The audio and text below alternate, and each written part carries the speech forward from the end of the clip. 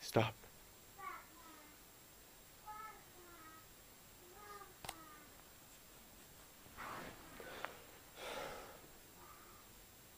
It's not the first time I've thought that, okay?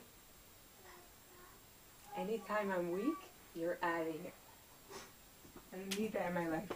I'm not safe. I don't feel like why would I want to be married to someone that when I really need them, they're not there for me? Why?